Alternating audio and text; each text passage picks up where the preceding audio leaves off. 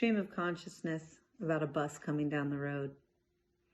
I was pretty excited about the old school bus rambling down the dirt road towards me, painted pink and orange and red, but faded desperately and chipping, as if it had spent the last 17 years in the Mexican sun. I knew who would be in there. A bus full of granola-chomping hippies with long hair and hairy armpits, beads and shark-tooth necklaces, the smell of patchouli. It's 2024 and they looked exactly like I did in the late 80s and early 90s, having traded in my platform heels and short shorts, along with my bindle and funky 70 vibes for a bag of weed, bare feet, and the promise of eternity. They were great when they pulled up, super accommodating and kind. "Bruh, I love your work," said the 20-something bearded boy who could have been mine, had either of mine ever had their first hit of the kind. I saw them relaxing into their 20-year-old immortality, their glistening eyes, seeing my own timelessness. I would have envied them their youth, except that I would have just wasted it a second time, given the chance. The color and music and the suntan skin, all of it was the same as when I was their age and when my parents were their ages. The hippie yes for fucking life wafting through the air on this quiet road in the middle of nowhere.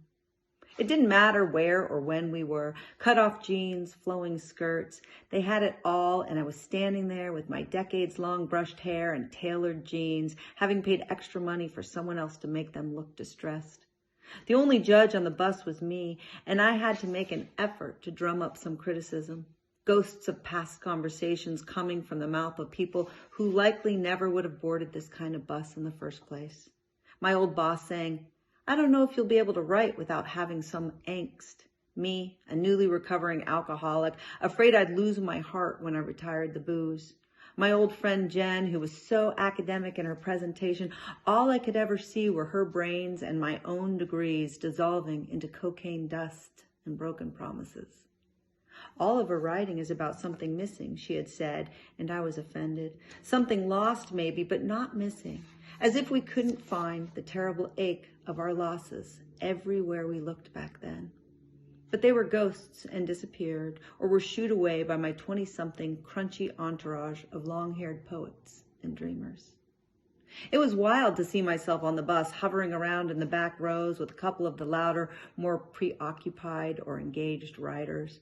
Me at 23, wild curls and severe green eyes, a long Indian cotton skirt and a black tank, barefoot. Leg up on the back of the bench, in front, hairy, laughing.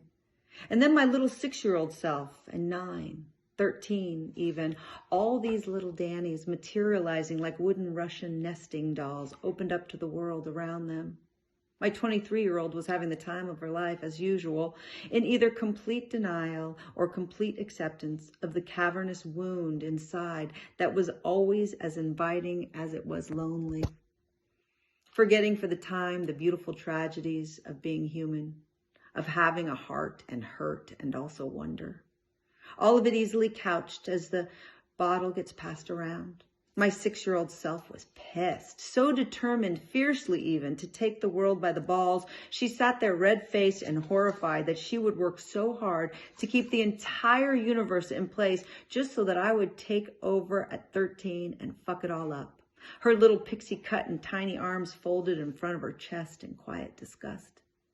13-year-old me was a wide-eyed, curious believer that 23 looked fun as fuck, and tired of the stiff, immaculate perfection of having performed all these years, was reaching out her hand as the joint passed around, pretending to belong right there where she was, feet on the ground, preppy, waiting for magic. This old girl here, remembering she is really ageless and timeless, looked at my little younger selves with hope and love. I cannot regret the life I lived to get here. Standing in front of you on a faded Dayglow school bus filled with music and promise and hope and possibility. If only you knew back then how loved you are. If only you knew.